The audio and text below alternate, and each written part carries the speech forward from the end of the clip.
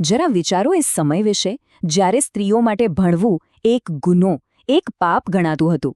એવા ઘોર અંધકારમાં એક મહિલાએ જ્ઞાનનો દીવો પ્રગટાવવાની હિંમત કરી અને ઇતિહાસની દિશા હંમેશા માટે બદલી નાખી. તો ચાલો આજે આપણે વાત કરીએ એ જ મહાન ક્રાંતિકારી સાવિત્રીબાઈ ફૂલેની. આ સવાલ કદાચ બહુ સરળ લાગે, પણ એનો જવાબ છે ને, એ એક આખી ક્રાંતિની કહાણી કહે છે.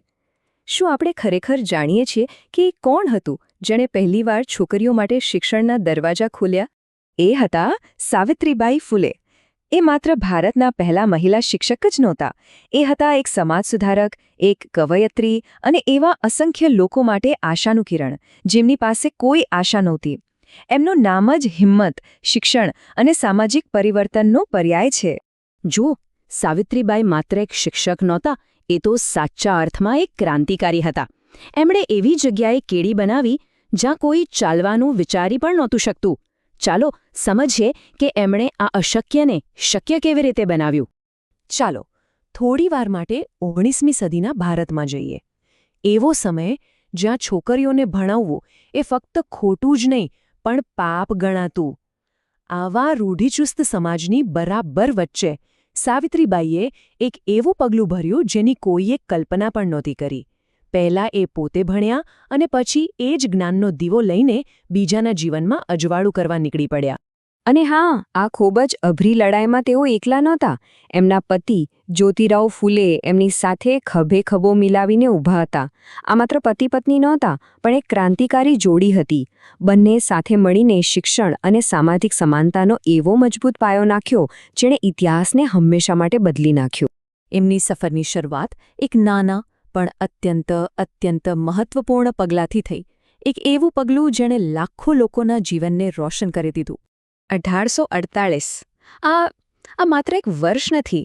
આ એ ઐતિહાસિક વર્ષ છે જેણે ભારતમાં સ્ત્રી શિક્ષણના એક નવા યુગની શરૂઆત કરી. જી હા, 1848માં પુણેમાં સાવિત્રીબાઈ અને જ્યોતિરાવે મળીને ભારતની પહેલી કન્યાશાળા ખોલી. અને સમજો, આ કોઈ સામાન્ય શાળા નહોતી. આ તો સદીઓ જૂની રૂઢિવાદી પરંપરાઓ સામે એક ખુલ્લો પડકાર હતો. એ પરંપરાઓ જે સ્ત્રીઓને 4 દિવાલોમાં કેદ રાખવા માંગતી હતી. પણ એમનું સપનું માત્ર એક શાળા ખોલવા પૂરતું સીમિત નહોતું. ના, આ તો માત્ર એક બીજ રોપ્યું હતું જેમાંથી એક વિશાળ વટવૃક્ષ બનવાનું હતું. આ એક શાળા તો માત્ર શરૂઆત હતી. 18 આ આંકડો યાદ રાખજો. સાવિત્રીબાઈએ પોતાના જીવનકાળમાં 1-2 નહીં પણ પૂરી 18 શાળાઓનું એક મજબૂત નેટવર્ક બનાવ્યું. હજારો છોકરીઓના જીવનને એક નવી દિશા આપી.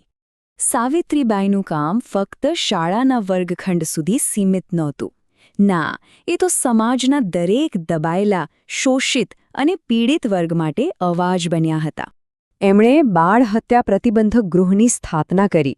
જરા કલ્પના તો કરો, એ સમયમાં ગર્ભવતી વિધવાઓને સમાજ તિરસ્કારથી જોતો, એમને ઘરની બહાર કાઢી મૂકતો. આવી નિરાધાર સ્ત્રીઓ અને એમના બાળકો માટે આ ગૃહ કોઈ જીવતદાનથી ઓછું નહોતું, એક સાચું આશાનું કિરણ. આ એમના માનવતાવાદી કાર્યનું શ્રેષ્ઠ ઉદાહરણ છે. એમણે એવા લોકોને આશરો આપ્યો જેમને સમાજે ત્યજી દીધા હતા, અને એમને માત્ર છત જ નહીં પણ ગૌરવભેર જીવવાનો અધિકાર પણ આપ્યો. સાવિત્રીબાઈનું વ્યક્તિત્વ બહુમુખી હતું. એ માત્ર એક સમાજ સુધારક જ નહોતા, પણ એનાથી પણ ઘણું વધારે હતા. ચાલો એમના વારસાના બીજા પાસાઓ પર પણ એક નજર કરીએ. તો જુઓ, એક તરફ એ એક પ્રભાવશાળી કવયત્રી હતા, જેમણે પોતાની કલમથી જાતિવાદ અને અસ્પૃશ્યતા જેવી બદીઓ પર સીધો પ્રહાર કર્યો. અને બીજી તરફ એ એક સાચા માનવતાવાદી હતા, જે લોકોની સેવા કરવા માટે હંમેશા સૌથી આગળ રહેતા. એમનો વારસો 2 રીતે જીવંત છે. એક તરફ એમના શબ્દો, એમની કવિતાઓ, જે આજે પણ આપણને પ્રેરણા આપે છે, અને બીજી તરફ એમના કાર્યો, એમની નિસ્વાર્થ સેવા, જે માનવતાનો એક ઉત્તમ દાખલો છે. આ બંને મળીને એમની ગાથાને અમર બનાવે છે. એમના જીવનના આ મુખ્ય પડાવ જુઓ, જન્મથી લઈને એમના અંતિમ શ્વાસ સુધી. એમનું આખું જીવન સેવાનો એક મહાન યજ્ઞ હતો. અને એમનો અંત પણ એમની સેવા ભાવનાનું જ પ્રતીક બન્યો.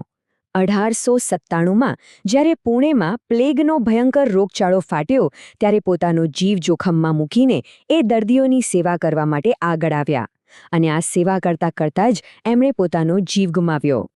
તો છેલ્લે સવાલ એ જ છે કે એક વ્યક્તિની હિંમત પેઢીઓ સુધી કેવી રીતે ગુંજતી રહે છે. સાવિત્રીબાઈ ફૂલેએ જે જ્યોત પ્રગટાવી હતી તે આજે પણ લાખો લોકોના જીવનને પ્રકાશિત કરી રહી છે. એમનું સંઘર્ષ આપણને યાદ અપાવે છે કે પરિવર્તનની શરૂઆત હંમેશા એક હિંમતભર્યા પગલાંથી જ થાય છે.